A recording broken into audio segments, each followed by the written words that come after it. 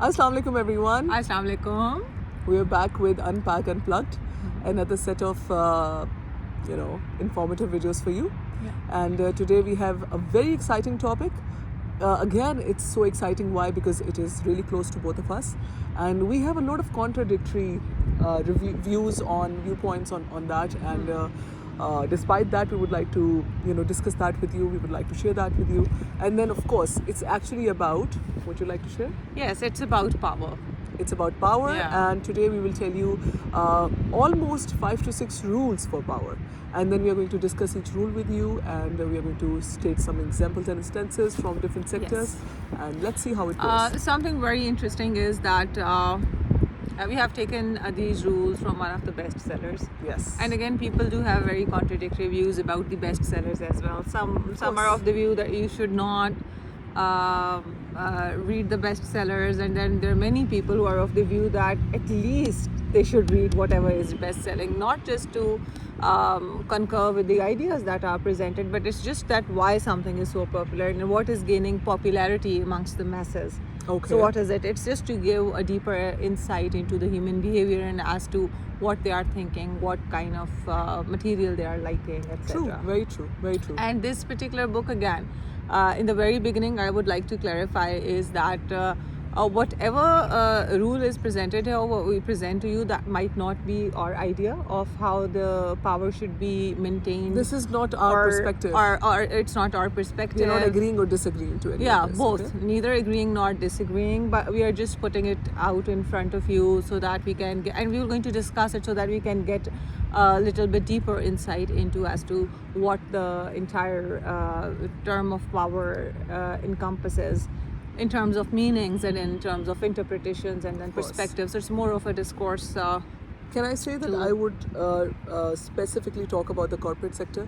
You Because can. Why not? again, It's up to you. I want to give it a little relevance as well, so you all can take some benefit out of it. Yeah. So anybody who is part of a corporate sector of any level, be that you are just starting as an MT or you Yeah. are an assistant manager or you are a C-level executive, this conversation may be of use to you because Yeah. we would like to discuss power. I would like to specifically discuss power with respect to the corporate sector. Yeah. And Sadia, whatever Yeah, you so want. that's I would generally talk about the whatever the discussion turns out to be. Of course. I think I would like to add on to that, or maybe Sure. build on that rather Sure, than sure. specifically sticking to one kind of workplace environment. Why not? Why And not? also, this book is actually ruthless. I would say it's cunning, it's instructive, but it's also very blatant in presenting the ideas. It actually place scenarios it presents to us. So I would start off without further ado. I would like to just read out the first Should we clause. put a disclaimer that people should follow it or not follow it? Well, that is for them to decide. That is for you all to decide. It's So you not for listen us to to it, decide, and but then, it is of just course- that you develop your own perspective out of it, because even if you talk about the definition of power, not a fan of definitions at all though, but if you talk about the Never definition was. of power, yeah. Okay. So it would be different for different people. I mean, for Mariam it would be different, and Yeah. for me it would be a very, very different interpretation to how I view power Okay. in totality. So what does power mean for you? Okay. That's a very good concept. Power actually means that it is a force that is given to you by someone. Okay. So in my understanding, you are not powerful till you have someone to extend that power to or on. So for example, if you are a ruler and you don't have subjects, then there is no point of calling yourself powerful because you cannot exercise it. So similarly, it works in binaries. If there is a powerful person, that person should have an authority, or that person should lead some followers, or should have an authority on certain things or certain people, things like that. So for in my view, it is given to you. You don't assume it. Okay, even if you assume it, you can't do much with it. But Okay. till the time there's someone who entitles you with some power, then you have the authority to exercise it as well. That's what my understanding. That's what All my right. perspective is. What do you think? Well, for me, power is something that liberates. It's, okay. And for me, again, it's a very, very architectural term, Sure. and very, very fluid. Okay. And for me, for example, even as you said that maybe it is exercised in binaries, Yeah. and you have to have someone over whom you exercise that power. But for me, the concept is quite different. Okay. Like because I just have an example. If you would like to just clarify your point through that, I don't know if it's the right example or not, but it just came to my mind. And it is about that. For example, if there is someone, right, who has gained the physical strength, Okay. right, and has become physically powerful. Okay. So nobody has invested that power on him, but it is he or she himself who has worked on themselves Sure. and have gained that power. So how would you justify that concept of the somebody actually gives you the power, or somebody invests you with that? So you want to say, okay, so I actually, okay, I'll say that when I mean power, I mean for a group of people. And when you are saying power, you mean individual. And that's just one example. And can we say that that's just one way of looking at it? Yeah. My is one way, yours is one way. So And that's why it's a multifaceted here, concept. there is a bee on the phone.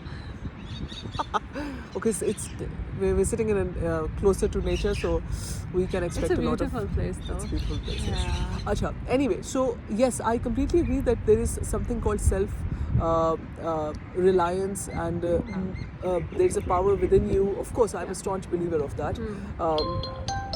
Okay.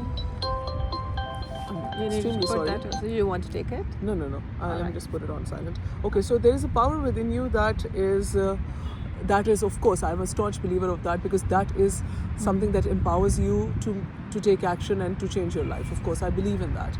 That is the force that drives you, and there is a power that is in nature. There is power everywhere. Okay, if you talk about one morsel, if you talk about one atom, there is power everywhere. And I believe in energies and frequencies and vibrations that this whole world functions that way, and I believe in that power. What my understanding, what I am taking, the stance that I'm taking today for this conversation, is that for the power to exercise that kind of power, for example, in the corporate sector, you need to exercise it on someone. So you need to work in binaries. So yeah, in the workplace environment, yes, it has a very closed setting, and Yes. then obviously it can Then be. you need, a set of people to. Yeah, multifaceted as well in some way, but again, in some closed context, somewhat limiting. Anyhow, the first law that's very interesting. It is never outshine the master. Okay. Very difficult though. Like, I mean, specifically for those who are newly inducted in a workplace, and then they would love to show that their skills, and then love to show their knowledge whatsoever they have. They would like to impress their bosses, etc. But this book says that never ever outshine the master. Do you want me to read it? Why not? A bit of its In detail, elaboration? yes. Yeah. So it says that always make those above you feel comfortably superior. In your desire to please or impress them, do not go too far in displaying your talents, or you might accomplish the opposite. And what that opposite is, that you might inspire fear and insecurity. So make your masters appear more brilliant than they are, and you will attain the heights of power. Oh my God, this book uses all those words that I hate. I mean, masters? Masters?